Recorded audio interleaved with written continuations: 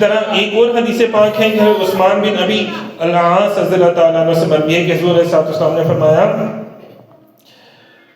کہ روزہ جہنم کی آگ سے ڈھال ہے. جیسے تم میں سے کسی شخص کے پاس لڑائی کی ڈھال ہو، جیسے لڑائی کی ڈھال ہوتی ہے نا، کوئی میرے اوپر وار کرے تو میں یہ ڈھال اپنے آگے رکھ لیتا ہوں کہ میں اس ڈھال سے بچ جاؤں. تو اسی طرح جب عذاب الہی نازل ہوتا ہے یا یہ پرابلمز آتی ہیں، پریشانیاں، ٹینشنیں، مصیبتیں نازل ہوتی ہیں، تو پھر کیا ہوتا ہے؟ روزہ آپ کی حفاظت کرتا ہے. روزہ کیا ہے؟ وہ آپ کی حفاظت کرتا ہے. اگر رمضان کے والے سے دیکھا جائے تو ہر طرح کی جب آپ روزہ رکھتے ہیں نا، تو پھر آپ نے کبھی دیکھیے گا کہ اس روزہ رکھنے کے دوران جو عام دنوں میں آپ کے برے وسوسے اور خیالات آتے ہیں نا، جو گندی باتیں آتی ہیں یا 2 نمبر کام کرنے کے لیے آتے ہیں، جو شیطانی معاملات آتے ہیں، وہ عام دنوں میں جتنے آتے ہیں نا، روزے میں نہیں آتے. کیوں؟ کہ روزہ ڈھال بن جاتا ہے. روزہ جو ہے ان وسوسوں کو آپ تک نہیں پہنچنے دیتا، وہ نفسانی خواہشات کو پھر آپ تک نہیں پہنچنے دیتا. یہ ان لوگوں کی باتیں جو عام دنوں میں عادی نہیں ہیں، جن کو وسوسے آتے ہیں. لیکن عام دنوں میں بھی شیطان ہے تو وہ پھر روزے میں بھی اسی حالت میں لگ رہے ہوتے ہیں، ان کا روزہ ہی نہیں خیر ہوتا. لیکن یہ ان لوگوں کے لیے باتیں ہیں جو اللہ کے نیک بندے ہیں. اچھا، اسی والے سے ایک بڑی پیاری سی حدیث پاک ہے جو اکثر ہم لوگ سنا بھی کرتے ہیں ماشاءاللہ سے، کہ میت کو جب اسی قبر میں دفن کر دیا جاتا ہے نا، تو نماز اس کے دائیں طرف آ جاتی ہے اور روزہ بائیں طرف آ جاتا ہے. مطلب روزہ جو ہے وہ ایک تو ڈھال بھی ہے اور قبر میں بھی ہماری ڈھال ہے. روزہ جو ہے، کیونکہ حضور صلی اللہ علیہ وسلم نے ارشاد فرمایا تھا کہ جب کسی بندے کو قبر میں دفنایا جاتا ہے نا، تو دونوں دیواریں ایسے آ کے لگتی ہیں کہ اس کی دائیں والی پسلیاں بائیں طرف، بائیں والی پسلیاں دائیں طرف ہو جاتی ہیں. مطلب اتنی زور سے دیواریں آ کے لگتی ہیں جب آپ کسی مردے کو دفناتے ہیں. لیکن اگر اس نے نماز پڑھی ہوگی تو دائیں طرف والی دیوار کے پاس وہ کھڑی ہو جائے گی نماز، کہ وہ اس کو دیوار کو آگے نہیں آنے دے گی. اور اگر آپ نے خود احتسابی کر کے اچھے سے تقوی اختیار کر کے روزے رکھے ہوں گے تو روزہ ادھر کھڑا ہو جانا.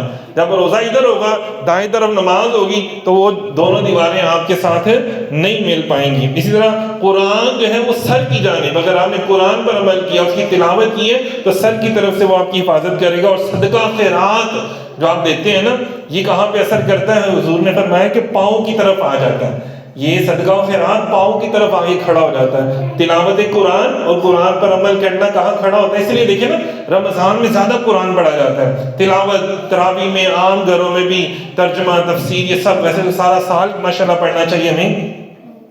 سارا سال پڑھیں گے تو پھر کیا اجر و ثواب ہوگا، اندازہ کریں. تو یہ قرآن جو ہے وہ سر کی جانب سے اور صدقہ ہمارے پاؤں کی طرف آ جاتا ہے. اس سے معلوم ہوا کہ روزہ کی روزہ جو ہے وہ ہماری حفاظت بھی کرتا ہے. روزہ جو ہے وہ ہماری ہر طرح سے ڈھال بھی ہے، جہنم کی آگ سے بھی اور قبر میں بھی وہ ہماری مدد کرتا ہے. اسی طرح آگے چلیے تو حضور صلی اللہ علیہ وسلم نے ارشاد فرمایا، جس کے قبضے میں محمد صلی اللہ علیہ وسلم کی جان ہے، روزہ دار کے منہ کی ہوا اللہ کے نزدیک یوم قیامت مشک کی خوشبو سے بھی زیادہ بہتر ہے.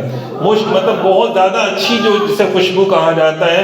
حالانکہ جب ہم روزہ رکھتے ہیں نا تو بھوکا معدہ ہوتا ہے، پیٹ ہوتا ہے، تو اسے اسمیل آتی ہے. ہم جب ایک دوسرے کے پاس جائیں، خود اپنے آپ کو بھی آ رہی ہوتی ہے، کیونکہ بھوکا ہوتا ہے نا، معدہ خالی ہوتا ہے، تو اس میں سے اسمیل آتی ہے. لیکن اللہ تعالیٰ کو وہ اسمیل بھی بڑی پسند ہے. جس طرح دیکھیں نا، خون جو ہوتا ہے وہ حرام ہے، لیکن کیا ہوا کہ احادیث میں ہے کہ شہید کے خون کی خوشبو جو ہوتی ہے نا، وہ مشک جیسی اللہ تعالیٰ بنا دیتے ہیں. شہید کے خون کی خوشبو مشک جیسی اللہ تعالیٰ بنا دیتے ہیں. اور اسی طرح جو روزہ دار کے منہ سے اسمیل آتی ہے، اللہ تعالیٰ کو وہ بھی خوشبو سے بھی زیادہ افضل ہے، خوشبو سے بھی زیادہ پسندیدہ ہوتی ہے. تو دیکھیں جس کی منہ کی بدبو اتنی پسند آ رہی ہے تو اس کی نیک عمل کتنے پسند آئیں گے، اس کے اچھے عمل کتنے پسند آئیں گے. تو اس لیے بار بار کہاں یہ وہ عطائیں ہیں. جیسے ہی ہم روزہ شروع کریں گے، یہ ساری عطائیں ہمارے اوپر ہونا شروع ہو جانی ہیں. یہ ساری رحمتیں، یہ ساری برکتیں، یہ ڈھالیں، یہ ساری جنت میں ہمارا حصہ. بلکہ یہ دیکھیں جنت میں حضور فرماتے ہیں جب رمضان میں داخل ہو جاتا ہے نا تو آسمان کے دروازے کھل جاتے ہیں. اور ایک روایت میں ہے کہ جنت کے دروازے کھل جاتے ہیں اور جہنم کے دروازے بند کر دیے جاتے ہیں اور شیاطین کو زنجیروں میں جکڑ دیا جاتا ہے. مطلب جنت کے دروازے کھول دیے جاتے ہیں اور جنت سے ہوائیں آنا شروع ہو جاتی ہیں. جنت میں فرشتے، حوریں جو ہے نا وہ دعائیں کرنا شروع کر دیتی ہیں. کن کے لیے؟ روزے داروں کے لیے دعائیں کرنا شروع کر دیتی ہیں. یہ کتنی بڑی بات ہے. اسی وجہ سے کیا ہوتا ہے کہ اس دوران ہمیں برے وسوسے خیالات اور ہم کتنے گناہوں سے بچے رہتے ہیں کہ ہمارے پیچھے کتنے لوگ دعائیں کمائی کر رہے ہوتے ہیں، یہ کتنی بڑی بات ہے، اور وہ ہمارے نامہ اعمال میں لکھا جا رہا ہوتا ہے۔ تو شیطانوں کے جکڑ جانے کا مفہوم بھی میں نے جیسے پیچھے آپ کو بیان کر دی کہ شیطان تو جکڑا جاتا ہے، لیکن ہمارے ساتھ جو ہمارا اپنا نفس جکڑا ہوا ہے، نفس ہے نا اندر، جو ہمارے اندر نفسانی خواہشات پیدا کرتا ہے، تو یہ ہماری اس کے ساتھ جنگ شروع ہوتی ہے۔ اور وہ جنگ ہم کیسے جیت سکتے ہیں؟ یہ روزہ رکھ کر۔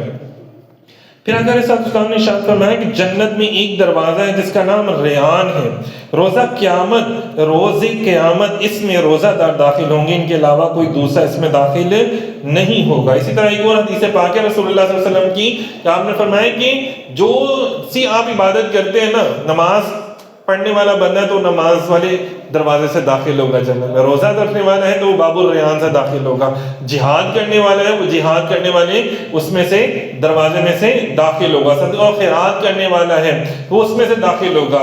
تو حضور نے فرمایا کہ میرے ابو بکر جو ہے نا، وہ جس دروازے سے چاہیں گے داخل ہو جائیں گے۔ سبحان اللہ، مل کے کہیں نا سبحان اللہ۔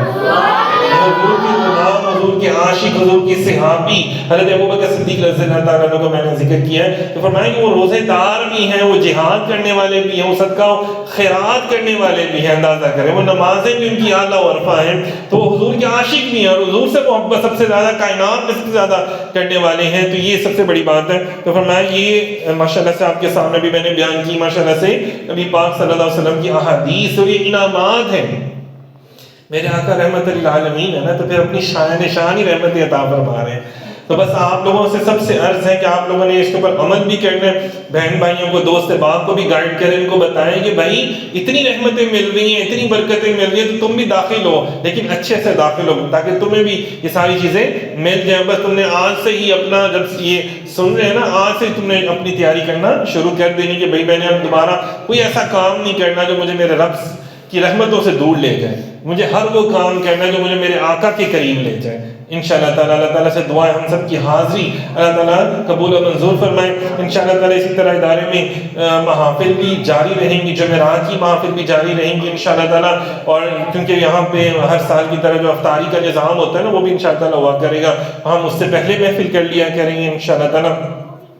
آپ سب سے بھی گزارش ہے کہ آپ بھی ضرور محفلوں میں، محافل میں شریک ہوں، ہمارے ساتھ بیٹھ کے ذکر اذکار کریں، ساتھ ساتھ اللہ تعالیٰ کو یاد کریں گے اور زیادہ کرم ہو جائے گا۔ اور اسی طرح انشاءاللہ لیکچرز بھی ہوتے رہیں گے، قرآن پاک کی ترجمہ، تفسیر اور خلاصہ جو ہر سال ماشاءاللہ سے بیان کیا جاتا ہے وہ بھی بیان کیا جائے گا، اور انشاءاللہ تعالیٰ ساتھ ساتھ قرآن پاک کے سارے معاملات اور احادیث نبی صلی اللہ علیہ وسلم کے حوالے سے کورس بھی انشاءاللہ تعالیٰ اس دفعہ ہم لوگ ادارے میں کروا رہے ہیں، تو وہ بھی ہوگا، تو آپ سب بھی ضرور اس میں پارٹیسپیٹ کیجیے گا۔ اللہ تعالیٰ ہم سب کی حاضری قبول فرمائے۔ بہت شکریہ۔